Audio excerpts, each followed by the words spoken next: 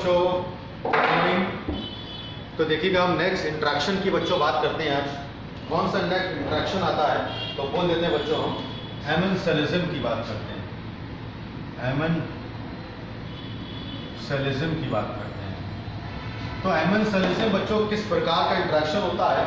तो कहते हैं इस प्रकार के इंट्रैक्शन में एक स्पीशीज को हार्म होता है और दूसरे को ना तो हार्म होता है ना बेनिफिट होता है। This is the interaction in between two species. एक स्पीशीज को हार्म होता है, दूसरे को ना हार्म होता है ना गेन होता है। इस प्रकार के इंट्रैक्शन को हम एमेंसेलिज्म कह देते हैं। तो कह सकते हैं interaction between two different species, interaction between two different species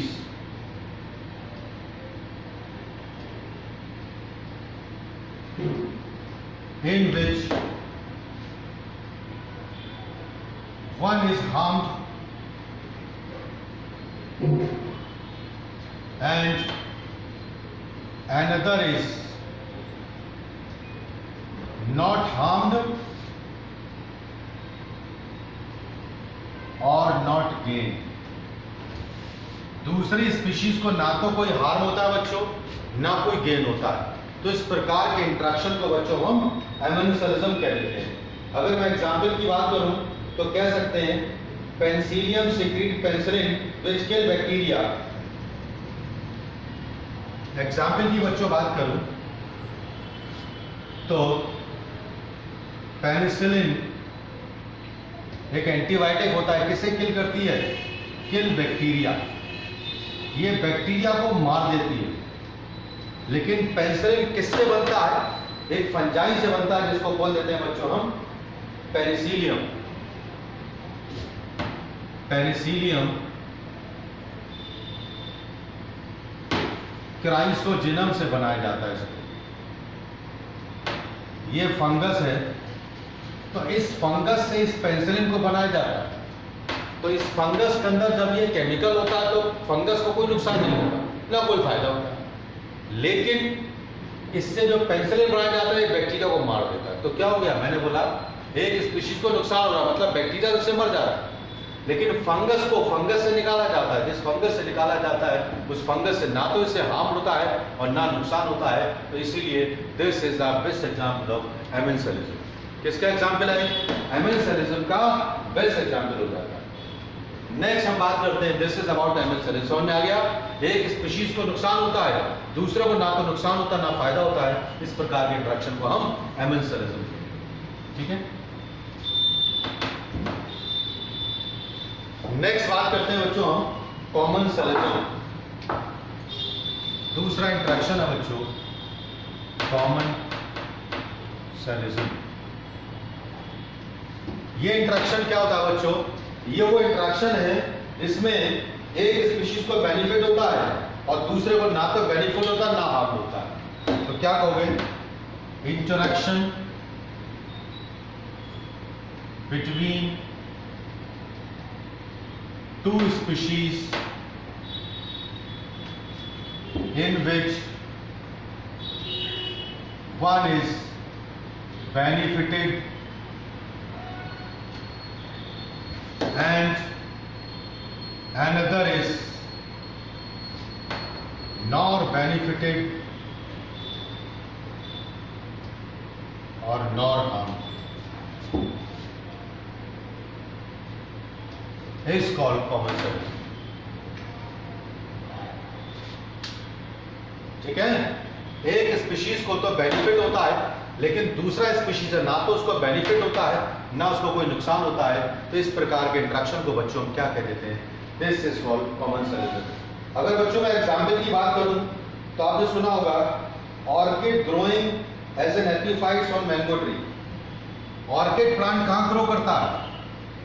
example की बात करूं बच्चों तो ऑर्किड प्लांट कहां ग्रो करता है? Grow on mango tree. आम के पेड़ पर ऑर्किड ग्रो कर जाता है बच्चों। तो देखिएगा ऑर्किड को क्या मिलता है? शेल्टर एंड न्यूट्रिशन मिलता है। इस ऑर्किड को शेल्टर मिलता है एंड न्यूट्रिशन मिलता है। किससे? इस मैंगो ट्री से। और मैंगो को ना तो इससे फायदा होता है ना नुकसान होता है। ठीक है, तो मैंने क्या बोला, एक कोई ऑर्किड प्लांट है, ये ऑर्किड प्लांट कहाँ ग्रो करता है? मैंगो ट्री पर ग्रो करता है। तो मैंगो ट्री से ऑर्किड प्लांट को क्या मिलता है? शेल्टर मिलता है, न्यूट्रिशन मिलता है। लेकिन मैंगो ट्री को ना तो इससे ऑर्किड से कोई फायदा है ना नुकसान है। तो किस प्रकार का इंटरेक्शन हो गया? तो this is an example of commensalism. ऐसी हम बात बोल देते हैं। ऐसी नेक्स्ट एग्जांपल है barnacle growing on the back of well. Barnacle growing on the back of snail। ये बच्चों स्नेल की पीठ पर ग्रो करता है। ठीक है, बैक ऑफ स्नेल नहीं, स्नेल की जगह बेटा वेल। वेल मैमल होता है जो पानी में रहता है, तो इसकी पीठ पर बार्नेकल बच्चों ग्रो करता है। ठीक है, तो बार्नेकल को फायदा होता है काय के लिए? बार्नेकल मूव करता है वेल के साथ एक जगह से दूसरी जगह, काय के लिए? फूड मिलता है इसको एंड शेल्टर मिलता है। किससे? वेल से। वेल मूव करती है, वेल के ऊपर एक ग्रो करता है, तो बार्नेकल सबसे पहले क्या मिला? शेल्टर मिला। और जब वेल एक से दूसरी जगह मूव करती है तो फूड सर्चिंग में ये घूमती रहती है इसके साथ, तो ये फायदा इसको होता है। समझ में आ गया? नेक्स्ट एग्जाम्पल की बात करें, ergits are in close association with grazing animals। ergits are in close association with grazing animals। Grazing animals कौन से होते हैं? वो एनिमल्स जो घास चरते हैं। ठीक है, तो तुमने देखा होगा एरगेट्स का एरगेट का मतलब क्या होता है? तुमने देखा होगा जंगलों में गाय या भैंस घास चर रही, जहाँ बड़ी बड़ी घास होती है, तो देखा उसकी पीठ पे कुछ बर्ड बैठ जाती है आगे। ठीक है, तो वो क्या करती हैं? अब जो ग्रेजिंग एनिमल्स होते हैं वो घास चरते हैं। घास चरते तो घास के अंदर कुछ इंसेक्ट जाकर छुप जाते हैं। इंसेक्ट छुप जाते हैं तो क्या होता है? जो बर्ड उसकी पीठ पे बैठी, जैसे इंसेक्ट बाहर निकलते हैं तो वैसे उसको कैच करके खा जाते हैं। तो इसमें फायदा किसे हो रहा है? वो बर्ड जो एनिमल की पीठ पर बैठ रही है उसे फायदा है। क्या फायदा है? कि जो इंसेक्ट अंदर छुपे हुए थे बाहर निकल करके आते हैं, उनको मार करके खा जाते हैं। लेकिन जो गाय भैंस चल रही है उससे कुछ फायदा उन बर्ड को?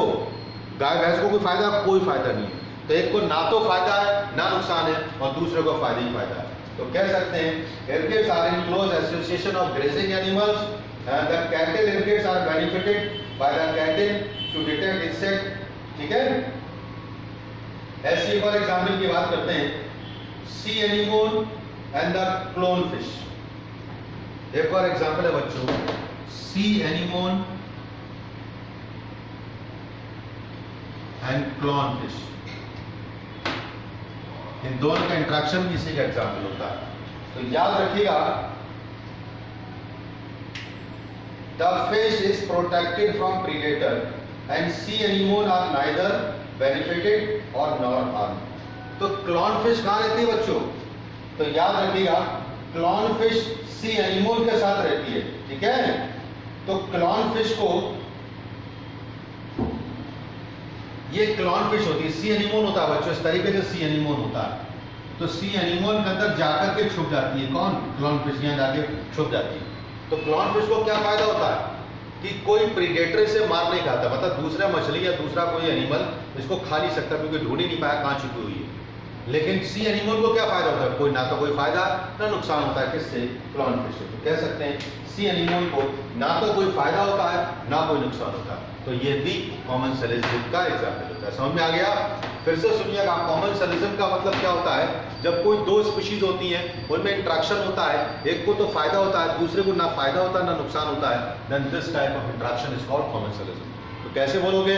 If two different species interact in such a way in which one is benefited and another is nor benefited nor harmed, then this is called commercialism। इसका बेस्ट एग्जांपल ये मैंने एनसीईआरटी एग्जांपल बताया, बस याद रखना है। जैसे ऑर्किड प्लांट कहाँ ग्रो करता है? मैंगो पर।